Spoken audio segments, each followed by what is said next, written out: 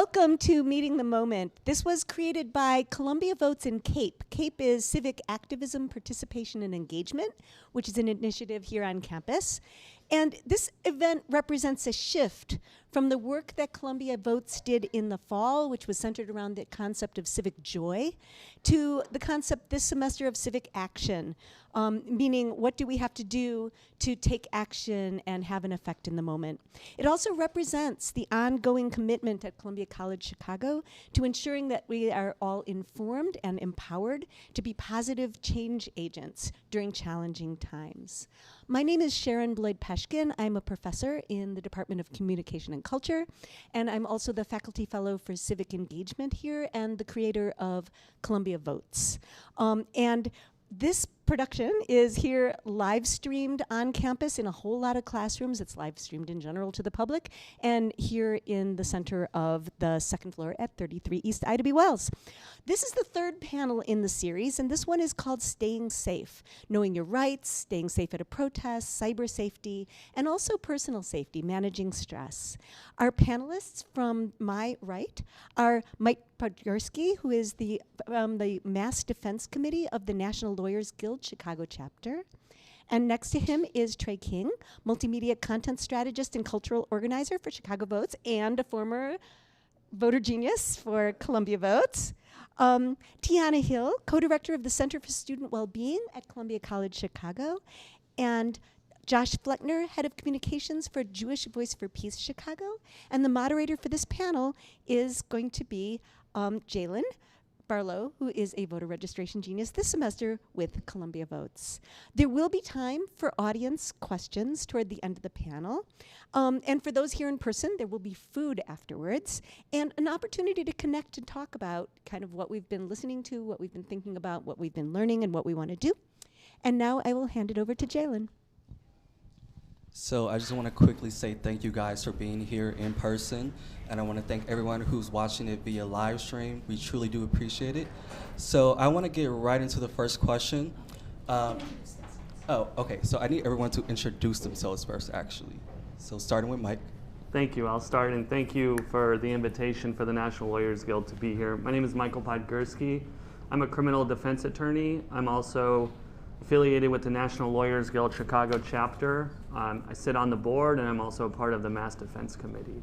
I think we'll get in a lot more to what the National Lawyers Guild does in Chicago, but as a brief background, the National Lawyers Guild is an association of lawyers, legal workers, jailhouse lawyers, and legal students, law students.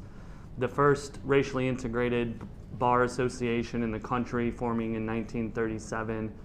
And we have the explicit principled value mission that human rights are more important than property interests, and we operate in that way to represent and protect social movements, and we've done that since the beginning. Thank you. Tre. Hi everyone, my name is Tre King. I am the multimedia content strategist and cultural organizer for the nonprofit Chicago Votes. We're actually based here in the South Loop. We are focused on bridging the gap between nonpartisan politics and advocacy. So we focus a lot of our work on civic engagement and voter advocacy among historically underrepresented and marginalized communities here in Chicago and Illinois. So I'm very excited to be here. Thank you all for having me, and I look forward to getting into the topics today. Tiana. Hi, I'm Tiana Hill. I'm one of the co-directors of the Center of Student Wellbeing here at Columbia College, as well as a therapist. I'm an LCSW. And I believe we will go deeper into the Center for Student Wellbeing, but that is our mental health services for students on campus. We're located at 623 South Wabash. We just implemented a new decompression space, so if you have not come visit and stop by. We have aromatherapy, a nice place to just relax, do art, take a nap if you need to. It's a beautiful space on campus for you all to check out and just have a space to decompress. Josh. Hi, I'm Josh Fleckner. I am a coordinator for the Jewish Voice for Peace Chicago's communications team. So Jewish Voice for Peace Chicago is the largest international organization of Jewish people who fight for Palestinian liberation and solidarity. In Chicago, we do protests, educational events, put out writing. Last year, I was one of the co-founders of the Northwestern chapter of Jewish Voice for Peace. But I've since graduated, and there's a great team running that now. All right. Well, I would like to start with Mike for my first question. It's about protesting, because as of right now, there's been a string of protests occurring in our country. And so for Mike, my question for you are, what are the legal protection for protesters, and when does the line get crossed? Well, I think it's a deep first question. I appreciate it. Thank you. I would just want to clarify, who are you asking about who crossing the line? Protesters. Okay, so everyone here we have First Amendment rights to protest. I think most people are probably familiar with the First Amendment. It protects freedom of speech and expression and also religion. And that is really the cornerstone of our rights in protest, in trying to do a number of things, especially changing government policy. As far as when the line gets crossed, well, the government can only regulate speech with certain conditions, time, place, and manner restrictions. It cannot regulate speech based on content. So, as far as the National Lawyers Guild goes and the advice we give to people and the consulting we do, we do not advise people on how or what to do in protests. We advise people of what the consequences could potentially be as far as we can tell based on the law and based on how it's enforced. And so I can't sit here and give explicit examples or ways that a line would get crossed, and I also think we have to consider who is judging how and what the line is.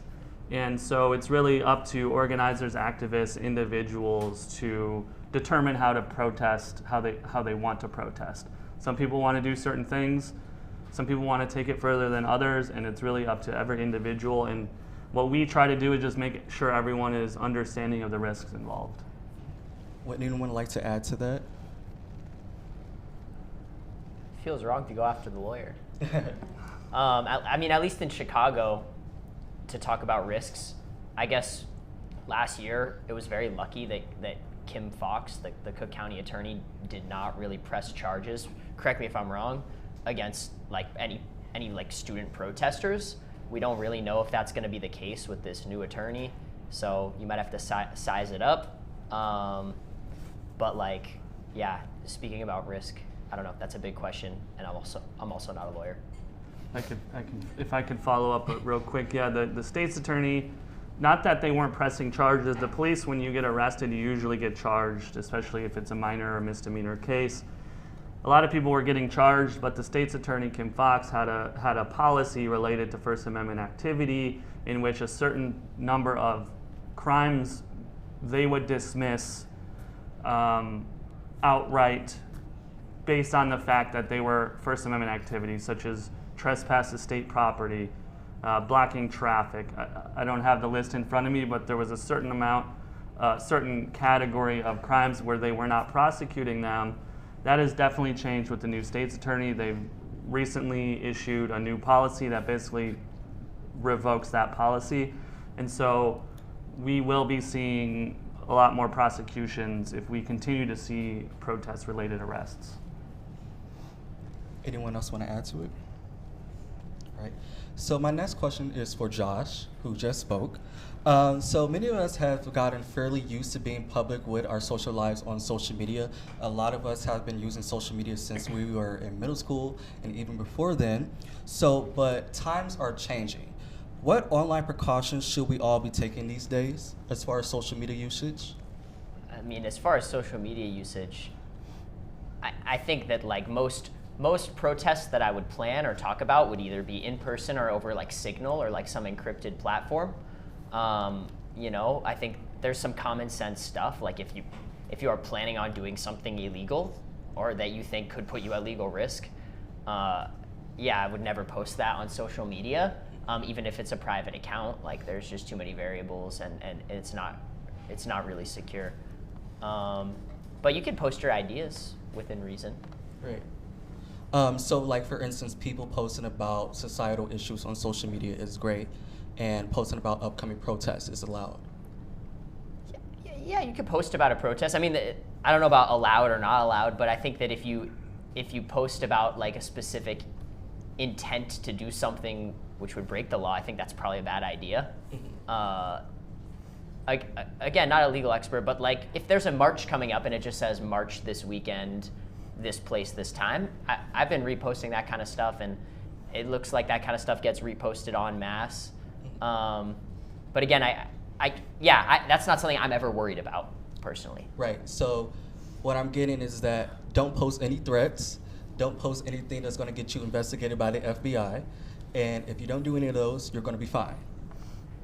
I would say so. Precisely. Again, I would consult a lawyer. NLG is great. Yeah. They helped us out a lot with our student encampment. National Lawyers Guild. That's what Mike represents. But Mike, what are your thoughts on that one? About like just because you're the lawyer, so you're like, Yes. you're the lawyer. So as far as like our digital lives, what precautions do you think we should take? I should have said this at the start, but anything I'm saying today is not legal advice. Okay, that is only you should only really get legal advice from an attorney in a one-on-one or really a one-on-one conversation with an attorney that would be privileged. And so, in situations like this, we don't want to offer legal advice, but a general guide. Is to not be posting any plans to do anything illegal, and really the basic guide I think is to not post anything that you wouldn't want to show up being held against you in some situation, because potentially everything you post, including in private accounts, even including in if you really want to get into it, text messages, if you're talking about through a cell phone, those communications can get obtained by the state and be used in a prosecution in various scenarios. So it's always good to be cautious. However, once again, you knowing your risks, you should decide for yourselves what risks you're willing to take. If you think that being vocal on a social media platform is a really important way for you to express yourself about something, then that's just a risk you're going to have to take to do that. Right. Thank you, Mike, for giving me your input. You have any thoughts, Trey? To echo both of their thoughts, I think they're very great. Yes, text communication can get very murky. I highly recommend Signal, which was mentioned earlier, which is end-to-end encrypted messaging, which we don't really have to get into the ins and outs of what that really means. Basically, it means it's more secure than like text messaging or regular phone calling off of your phone. So I highly recommend that app or any other app that has end-to-end encryption. I would also say, just on a general social media note, to be selective about your location and use your boundaries about that.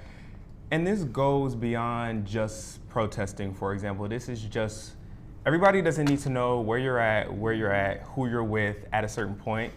I know like we all want to be like aesthetically pleasing or whatever we like to call it these days, but be selective about your location, who can see it, and why you're putting it out, because everything is a digital footprint, so everything can come back to you at any moment. So especially with a protest, I would highly recommend not saying like, I'm gonna be on the corner of this street and this street at this time with these people, because that literally can easily be tracked, and you'd be surprised at how many people and how many communities can easily track you back to your digital footprint. So be selective about that. I also find that, and also this goes beyond protests as well, when you're in a large space with a lot of people, when you're using cell phone data, for example, it goes slower because more people are trying to pull from it and use it at the same time. So if you need to, write down your lawyer, attorney, or legal representative. Even if I hope you know this, but if you don't know your mom's phone number off the top of your head, I recommend writing that like either on your like forearm in permanent marker or somewhere on your body where you can easily identify it if your phone dies, if you lose cell service, if you lose communication with your friends or anybody else you're protesting with. That's definitely helpful. Yeah, I would even add to that, like even having people, as far as like safety words, if you need to text someone and let them know like code words, location, far as like your support with limitations on like social media and if you are protesting. But on the mental health side, parts of what I want to encourage you all to do is also think about how much social media you all are taking in at this time to take care of your mental and emotional health.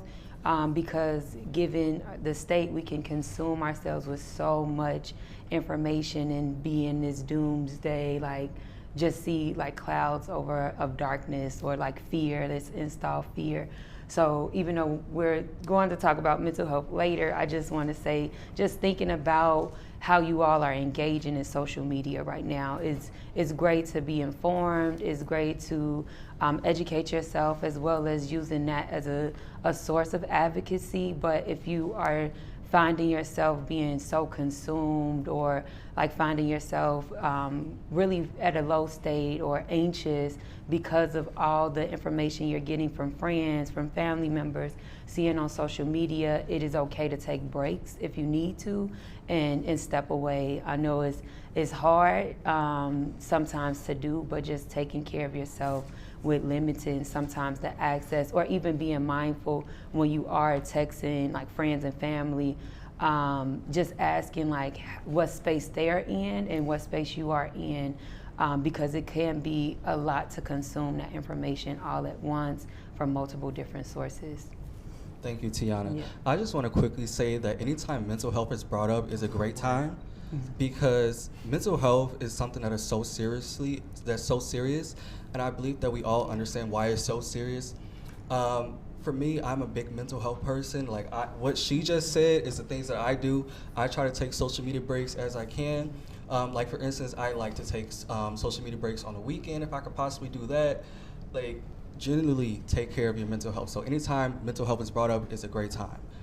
Like I love the conversation of mental health, especially during these times, because there's so many people within these very walls that are feeling a string of emotions each and every day, and it gets challenging at times because people don't even know how to go about those emotions.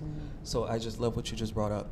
Tre, Chicago Votes is something that is so similar to Columbia Votes. You guys are right up the street, like you just said, in the South Loop. Right. So you guys have been at the forefront of local advocacy for young and incarcerated individuals who are voters, but also social justice in general. In the midst of the executive orders that are being passed and emotions they may trigger, how do you folks still focus on that work at Chicago Votes?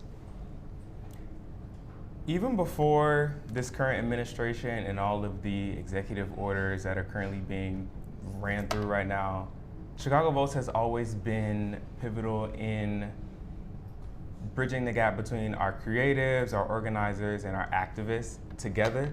So to answer your question, I think, for example, we have 3 different initiatives at Chicago Votes: Reimagining Democracy, Unlock Civics, and one that is focused on our creative collective. And so if I just speak on our creative collective right now, we host monthly creative spaces at our office in the South Loop. Actually, it's like closer than I think a lot of people might realize. So if y'all know where 1104 is, right? Who here is in film? Or knows that? Okay, nobody. That's crazy. Okay. That's actually so crazy. That's crazy. That's all right. So if you know where 11th Street is, in 1104 South Wabash, we're located on the opposite corner, like right on Michigan Avenue. And every month we host monthly creative C spaces, and the C literally stands for creative, where we encourage people within our network and outside of our network, whether that be artists, graphic designers, photographers, actresses, models, etc., to come and literally engage with our work in our office for those monthly C spaces. And they're largely informal events. You can either, like for our last one, for example, we had someone who was a part of our fashion show last November come and bring some clothing that she was working on, just as a way to free her mind from her typical like day-to-day schedule. So we encourage anyone who's interested, if you all think this is something that pertains to you and something you want to be more involved in, you can either go on our website, chicagovotes.com, or follow us on Instagram at chicagovotes. And we have more information about those C spaces and other creative events, because especially during a time like this, I think having creative events and trusting our organizers and creatives is more important than ever, because I think as artists and creatives, which I think most of us in this room are, with the current administration, the way the government is going right now, I think it's really easy to be discouraged about a lot of things going on. But that's why we try to put a lot of effort into uplifting and empowering our creatives. But outside of our creative events, we also have other opportunities to get involved with our work, to understand the system and how it works, especially with everything going on right now. So we are currently in the process, for those who don't know, of trying to pass Senate Bill 1733, otherwise known as the RACE Act. And what this does is, if passed, it will grant people who are currently incarcerated the right to vote. And so one of the ways we're trying to help that legislation come into passage is by we have a new media series called Silenced, and it's a way for people to candidly voice their support for voting in prison. And so if you want to be a part of that media series, we encourage anyone who's interested, and you don't have to be a part of the Chicago Votes Network, to engage with us on our social media. We have more information there. Or after this, I can send you a personal link to sign up for those sessions. And that's something we want all of our community to be a part of. Because like I said, during a time like this, we have to keep pressing the needle and keep moving forward about that. Also, I know this is a lot of information, but we also have our monthly Court Watching Coalition, and our Court Watching Coalition also falls under the umbrella of our Unlock Civics initiative. And with our monthly Court Watching Coalition, it allows people who may not have any traditional interactions with the legal system to come and learn how to observe, acknowledge, and understand the judicial and criminal biases that are prevalent within the criminal justice system in Chicago and Illinois in general. So again, if you want to be involved in any of those types of initiatives that help you get a better understanding of the legal system and how we want to continue to move the needle forward, you can engage with our work or talk to me about how to get more involved with that. But I think, especially with everything going on, those are a lot of the major ways that we're trying to alleviate some of that stress around that. I love all the information you just gave us. You were talking about, I'm giving you guys all this information. No, we need that. Like, the viewers need that. I don't want to like overwhelm y'all though. Yeah, everyone needs that. But I also want to put my 2 cents in that it's still thousands of local elections that are occurring right now. And you were just talking about staying in the fight, staying civically engaged. As we all know, at the end of the day, in the midst of everything that's going on, our government is still a system. So I do genuinely encourage you guys to go look up things as far as local elections, because the way I see it as far as local elections are what you're going to see first before anything else, right? Mm-hmm. So please stay civically engaged. Also, you taught me something new. I didn't know you guys were out there trying to get a bill passed for incarcerated individuals to be able to vote.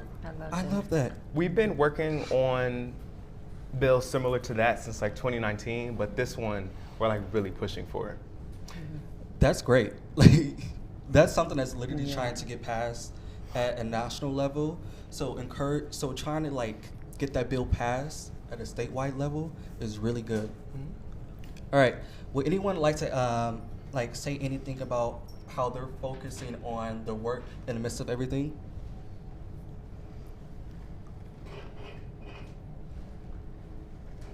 No? Wait, can you clarify the question? Yeah, so my question is, so since I asked Trey, in the midst of executive orders that are being passed, how are you still focusing on your work? I guess I can speak a little. I think that there's always going to be, like Mike said, there's always some legal risk involved in protest, but there's a lot of pressing, human rights violations, people suffering, people at risk of losing Medicare, healthcare, people at risk of deportation, and so you make a measured assessment, but you also accept that you're always putting yourself at risk no matter what the work is that you're doing. I guess this administration seems especially chaotic, but I can't let that box me in and be so afraid that I never go out and do any form of activism. So yeah, just knowing that there's never going to be no risk, and not freaking out just because there's some risk. I think on also the mental health stand of things is looking at like building community spaces or tapping into other community spaces, looking at what is in the locus of your control. Like you can participate and join local organizations that have the same values as you, to have that feels like you're advocating for like rights. And for some, given the climate and the season that we're in, if do feel like a lot of rights are being taken, and a fear around education, women's rights, LGBTQ rights is just a lot.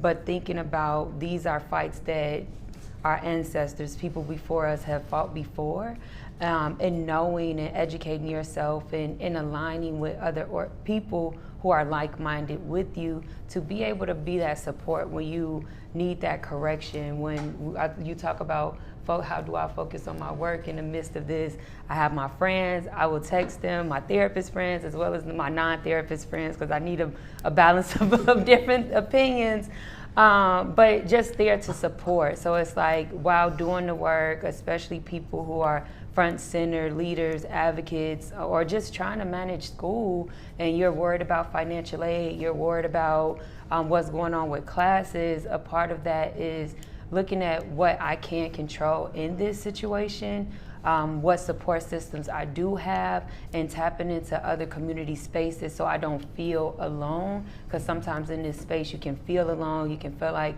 well, everything is happening, and sometimes we just need to get outside of our minds, get outside of ourselves, get outside of our dorm rooms, our homes, and tap into spaces and people that's pouring into us, and just connecting so we can have a fresh energy and space around.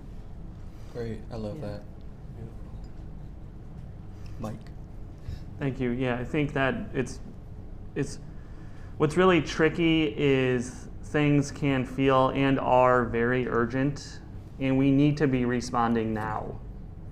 However, this is a very long-term fight, and so we also have to just have this balancing of trying not to get burnt out and trying to stay sharp, be strategic, and try to find courage in what we're doing, and courage in our convictions and our values.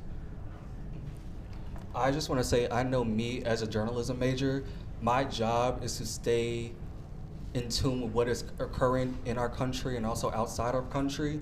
But one of the methods I do is, I used to be a very frequent Twitter X user, and I used to follow a lot of journalists. I still do, but I used to have a few of them on my post notifications. I turned that off, and now it's very much so, I'll see the news when I see it, because I need that break, I need the time just to not hear about what's occurring in our country and things that are happening with outside our country as well, because it can get very overwhelming. And that's one of the things about being a journalism major. You're always going to be in a know of things, and it's a bit aggravating and a bit annoying and frustrating, because you don't want to be in a know of things, but you have to. So it's a struggle at times. So my question is for Tiana. I love the mental health discussion that is being brought up. So Columbia College has students that represent a lot of groups that are being targeted with these executive orders, right?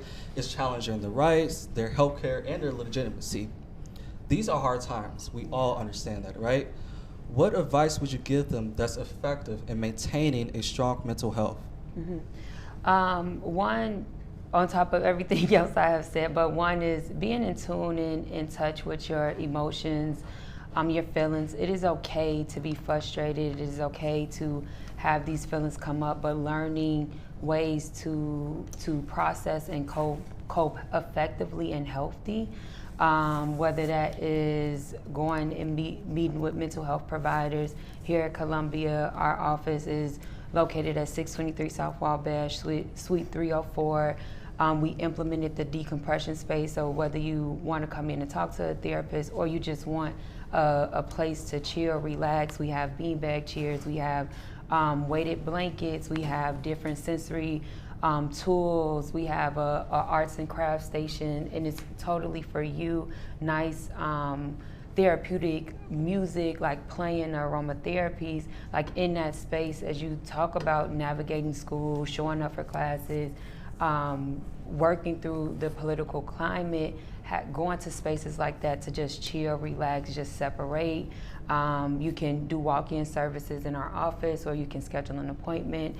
Columbia recently implemented Timely Care as an extension to our mental health services. So for Columbia students, registered Columbia students, you can get up to 12 free therapy sessions. So that's both fall and spring semester virtual therapy sessions.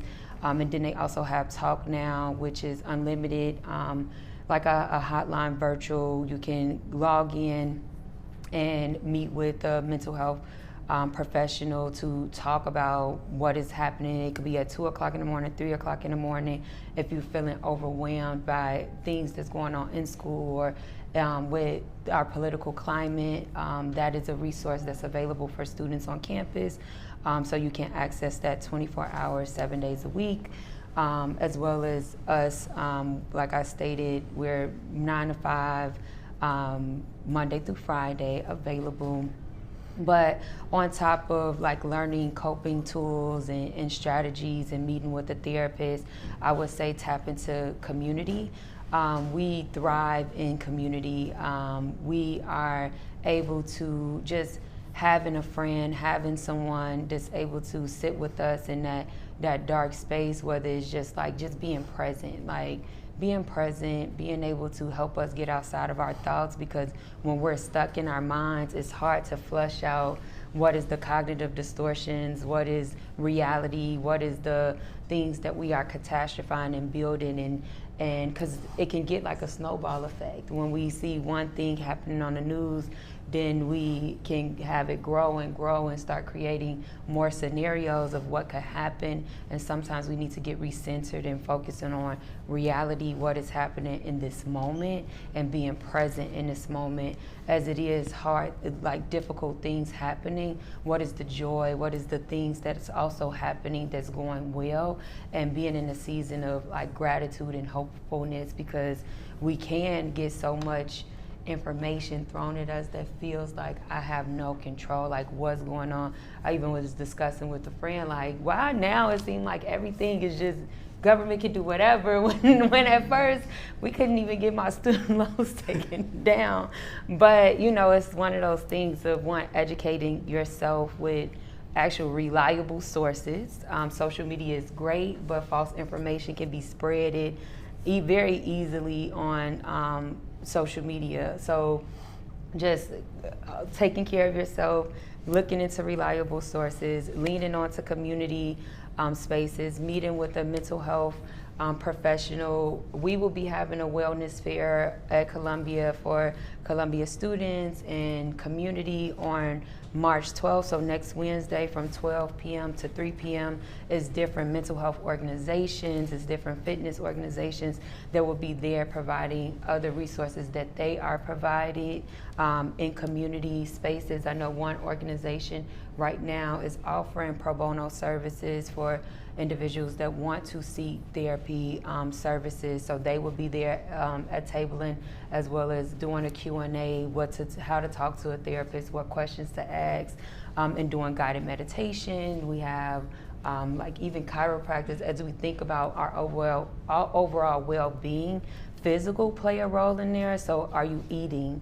Are you taking care of yourself physically as well, going for walks, exercising, have a nutritional meal? I understand it can be easy to order that pizza, but getting some fruits and vegetables in, as well as having a potluck, like cooking meals together can be therapeutic as well. So doing something if can be taking care of your nutritional health as well, because that also impacts your mental health, and then spiritual wellness, whatever belief you believe in, just taking care of your mind, your body, and your spirit overall. Thank you. I love that answer. Would anyone else like to add to that? As far as what advice would you give to individuals within the school about how to maintain a strong mental health? No, we had a lot of mental Tiana's health the expert. discussion. Yeah. Yeah, we had a lot I of mean, you mental did health. everything. Yeah. Yeah. That was good.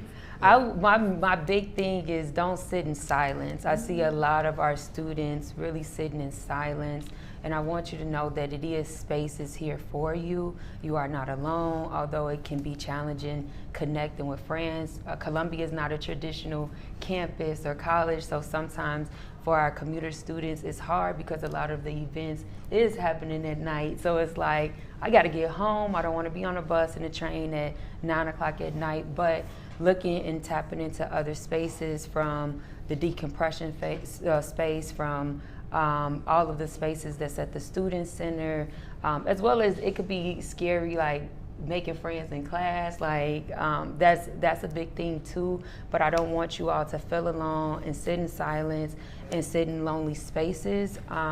So if you're looking for community, reaching out to some of the other clubs if they're not hosted, like the club space not hosted on a date and a time that you are available, reaching out to the club presidents and seeing like, hey, I can't make it on this day. Is there other opportunities of ways to connect? Because I know it can be challenging, and I don't want you all to feel like you are alone in this space, because you're not, and we're here for you as well. You said it's going to be a wellness fair? Yes. March 12th? March 12th. Next week? Next week, Y'all Wednesday. need to go. Yes. And what's going to be there again? It's a lot of different mental health agencies that will be there providing information about the services that they have available. They will also be doing different activities at their table to provide like how to take care of your mental health. Other departments on Columbia, from academic advising, from TRIO, academic life coaching will also be there with a table, providing information on the academic side. We have the fitness center coming in. We have a chiropractor organization coming in and doing an assessment on posture and how your posture is maybe impacting like your physical health as well as mental health, as well as sinuses, just different things. We also, financial wellness, that's a component. So like having different people specialize in financial management coming and hosting a table. So it will be different stations you can drop by in between classes during lunchtime and get information, but that is something that's available on campus. I need to see everyone at that wellness fair next week, Yes, because I will yes. be there, because mental health is important. Yeah, 12 to 3. 12 to 3, by. like she said. So I have a series of questions that anyone can answer, doesn't matter. So many of us have undocumented friends and relatives, or many may be undocumented ourselves. What advice would you give us about understanding and protecting our rights?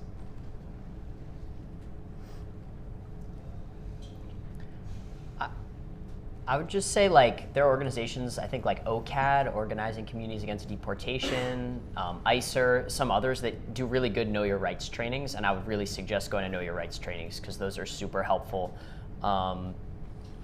Yeah, and when we talked about social media before, about knowing your risks, even if you're willing to take a risk, definitely do not take a risk that could compromise someone in your community, right? So even if you say, oh, I know that it's legally risky to say that I want to do this graffiti here or start this fire there or something like that. So if you want to post that, like, it's not legally great advice, but you could do it individually. Just don't put someone else at risk, right? Like, as a community member, you got to care about the people around you. So take a special caution on social media not to compromise other people in your community. Great point. To echo that, and kind of going back to what I was mentioning earlier, be very selective and have boundaries about what you share, when you share, and who you share it with. And this is obviously goes beyond social media, but just be careful about, I'm not saying like walk around looking over your shoulder every time you go outside, but be very selective about what you're sharing, who you share it with, because you never know who's on the other end of that. That's the best piece of advice that I can give. Yeah. Can I add? Yeah. Thank you. What's his name? Tom? Is it Tom Homan? The border guy who came here, talking his talk in Chicago to the Illinois Republicans. After the big show, the big spectacle of the deportation circuit started, he said something like, these activist groups in Chicago are making it really hard to arrest people because they're teaching everyone their rights. Period. So let's keep doing that. Let's make it hard. We should all learn our rights, and we should share that as much as possible. And one of the things you have a right to is to remain silent when questioned by law enforcement. And along with that includes questions about your status and immigration status, and you do not have to share that with anyone. And so that's something important to keep in mind. Another specific thing to keep in mind is that ICE operates often with two different types of warrants. One is a legal warrant that's signed by a judge. That is basically, it could be an arrest warrant or a warrant to go into a house to search a house. If ICE shows up at a house with that type of warrant, legally you have to let them in, and you can't resist that. But they have another type of warrant that's essentially an administrative warrant, and then they show up at your house with such a thing, you do not have to let them in. And the way law enforcement often and usually operates is by showing up to surprise you and scare you. And it's really hard to not be scared in a situation like that. And so advice I've been seeing is to practice, learn your rights and practice them. And so if ICE shows up at a house, you do not have to let them in unless they have that type of judicial warrant. They also are deceptive. They like to trick people. They like to pose. They like to do all this type of stuff, and they can do it, and they can lie, and they will. And so, unfortunately, we have to be cautious, but that's the situation we're in. And so, again, figuring out what those groups are, invite the group to campus. OCAD is a great example of groups giving Know Your Rights.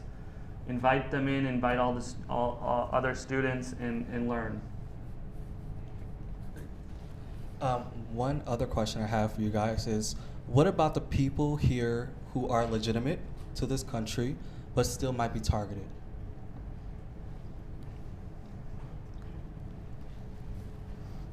I don't quite understand the question. Yeah, so it's about knowing your rights.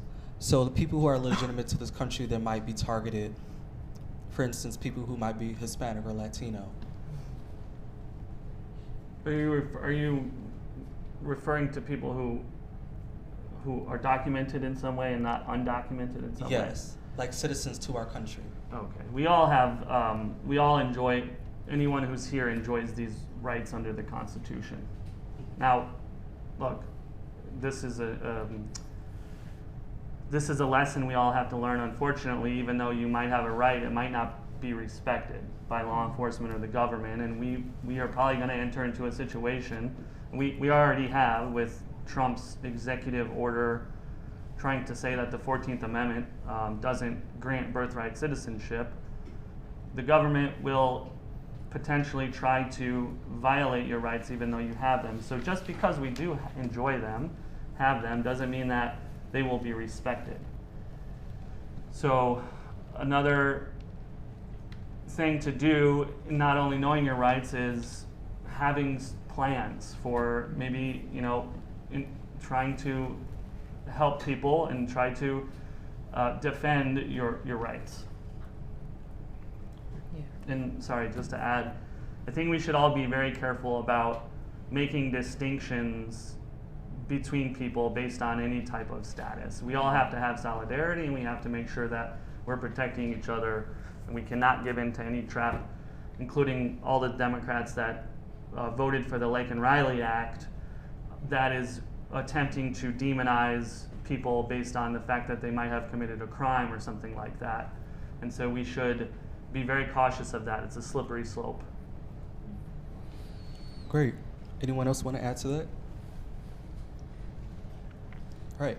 So before we open up questions from the audience, did anyone have any further thoughts about anything that we discussed today? I think I want to go back to like the safety component of on social media. And you mentioned like Twitter/X and being mindful when you're getting into arguments with individuals on there. Like, one, safety concerns, as well as just protecting your peace. Like some stuff is just like people gonna say what they want to say, believe, like they want that. It's a lot of people who troll on social media just to get a arouse out of you. So limit that. Be mindful who you're arguing with on social media, as well as just taking care of yourself. Like was mentioned already on the stage, knowing your rights, but building safety plans. I think safety plans is definitely needed as you're going out and you're participating in protests. Not only just writing phone numbers, which is really important, because we get in the habit of just like numbers is already programmed in our phone, but having, like, make sure your battery is fully charged, making sure you have a chargeable like battery cord, so if anything was to happen, you can get in, like, charge your phone up. Reaching out, like, is it a code word that you can send to a family or friend that may not be there, so they can know, hey, let me be on alert or what have you. But just thinking about safety planning if you are engaging in protesting and movements, to best prepare yourself as well. I know we've been speaking a lot on location and location services, but not to backtrack, but for example, I share my location with my best friends, so there are at least like 3 to 4 people who know where I'm at like all times. So I know we said not to freely just share it on social media, but it's definitely okay to share it with people that you trust, whether that be a parent, a family member, a loved one, or a best friend, like I just mentioned. So be mindful about that, because there should be at least 1 or 2 trusted people in your life who, especially if you go to a protest, they know where you are and can account for you.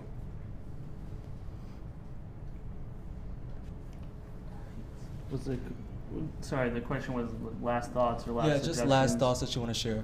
Sure, I would like to just share some information about what the National Lawyers Guild Chicago chapter does for protests.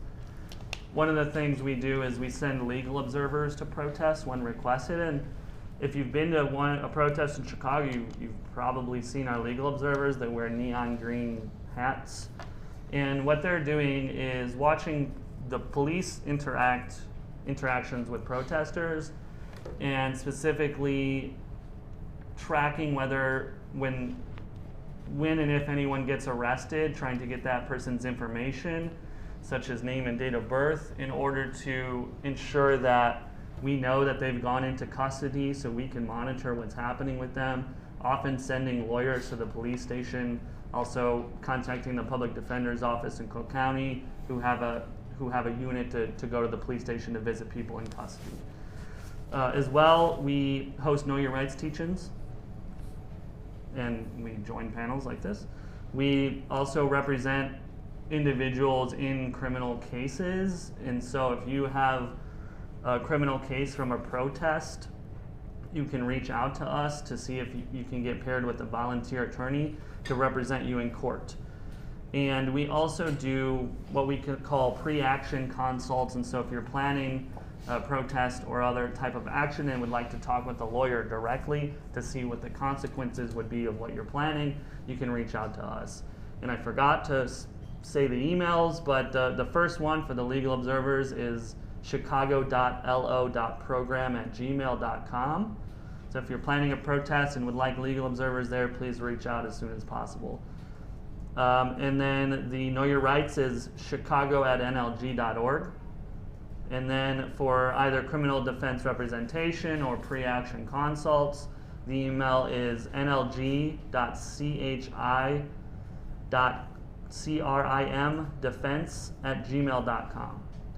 As well, our hotline number and the number you can call for either if you see someone get arrested at a protest or if you or someone you know needs representation is 872-4 for NLG-SHY.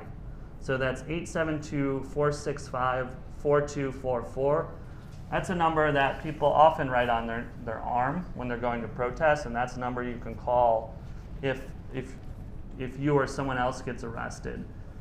The other thing is, just quickly, if you are arrested, you never have to consent, and you should never consent to a search. And you never have to make any statements to the police, and you never should without a lawyer. And so, especially if you're in custody in a police station, there's often times where they might try to question you. You should always refuse and say you will not talk to them and you want to speak with your lawyer, and call as soon as you can. Thank you for providing us this information, Mike. Alrighty, so it looks like we're about to open up questions for the audience. So would anyone like to ask a question to our wonderful panelists? Jennifer? So I wondered if you all are seeing more protesters make efforts to avoid facial recognition at protests. And I ask that as someone who has had an immediate family member tracked down based on facial recognition and arrested based on protest actions. So I wondered what you all are seeing at protests or those kinds of efforts. I can take. Oh. I'll try to be brief, but I think that one of the reasons that the protests in 2020, the George Floyd uprising, spread and was so strategically successful in a lot of cities was because people were wearing masks. And, you know, that is a way that people shield their identities from not only state prosecution, but right-wing retaliation in the form of doxing, which is the right wing figuring out who you are and releasing your information online. And so protecting your identity can be really important for doing anything, including marching in the street. And we know it's important and useful when you have Trump on Truth Social just the other day saying they're going to go after the universities and any of the student activists, and no masks are allowed. And so they hate masks, and several cities have criminalized the use of them. Of course, COVID disrupted that, and so I think we're getting back to a situation where they're trying to make sure that people aren't using masks or concealing their identities, and will probably try to enforce those laws. But it's a great question, and it can be an important tool, and it was a lesson I think a lot of people took to heart beginning in 2020. Yeah, I was going to echo that sentiment. Like in a lot of the work I do, there are right-wing organizations that want to get you in trouble or take your job, and I don't usually. I tend not to wear masks at protests if I'm working in the capacity as a spokesperson, because I end up speaking on behalf of my org anyway. But it's a good way to stay safe. I want to echo that. And also it's a good way to have solidarity with people who might be immunocompromised if you're in a really big cluster and you want to keep people safe. All right, another question from our audience. Back there. Hi. So, as you know, some people have many ways of many ways of doing a protest. Would you say there's a certain right way? What would you think, in your opinion, should be a right way and wrong way for someone to do a protest?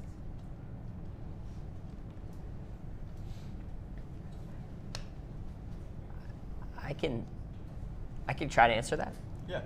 I think there's no wrong way to protest. If you have righteous anger about something, right? Maybe you want to, peacefully march. Maybe you want to engage in some type of active civil disobedience. I really think that it's up to the people to decide how they want to move autonomously. The one thing I might say is you need to have consent in your group if you do want to do some type of civil disobedience or take a risk.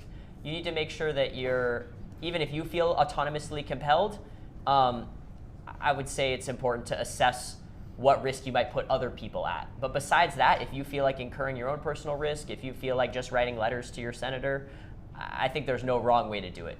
Like the one caveat being collective risk. I agree with that. All right. Another question from the audience? Oh, back there. Hi, so I have multiple questions, so I'm just gonna list them out. For the first one, I was wondering about the wellness space. Since unfortunately I would like to attend, but it's in class hours, I was wondering if there's any other event that will be similar to it in other hours, perhaps later or earlier. Another question was about the representative, the attorney from the national attorney program you were speaking. If that is like, if there's cost behind it, or if it's like they'll be able to help you, if maybe costs aren't, or maybe it's free, I'm not sure. Another one was for local elections. I heard about the Chicago votes. Is Chicago votes able to help the people first time like local elections? Because local elections seem very intimidating for me as someone who's only just recently voted. And another question is for first time protesting, not just how to protest, but where to get the actual information of where a protest is going to happen. Okay. We might have to narrow it down to one because we're on time. Okay.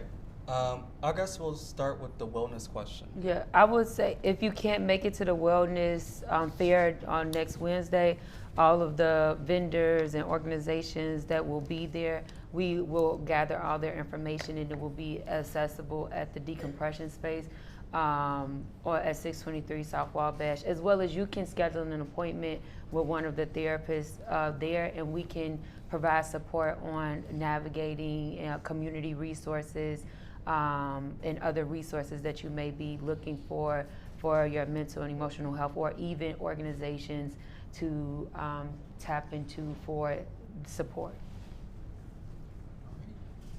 Maybe you could answer the question about the cost.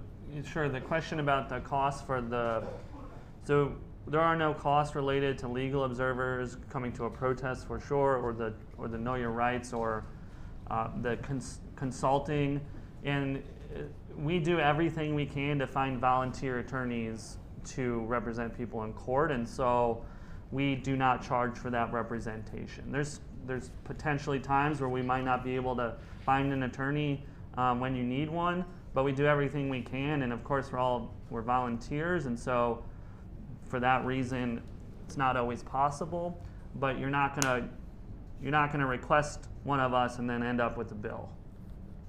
And real quick to your question about us, email us at info@chicagovotes.com with that exact question, what you just said, and we'll get you squared away. And anybody, if you have any questions about that, info@chicagovotes, or you can follow us on Instagram @chicagovotes, or our website is chicagovotes.com. Thank you all. First of all, a round of applause for our panel and our moderator. And thank you to all of you for joining us for the panel. I hope you found it valuable as we all process the moment that we're in and the roles we want to play moving forward. I want to quickly announce a couple of things. One is that actually I'm going to invite Yanti Friesem to come up and talk about the minor. While I tell you that there is a new student-run book club that Columbia Votes is sponsoring, but it is run by students. It's called Branch, Bringing Real Action and Nurturing Civic Hope. If you're interested in that, please email us at vote@colum.edu, and I'll connect you to the organizers. And we have a new minor.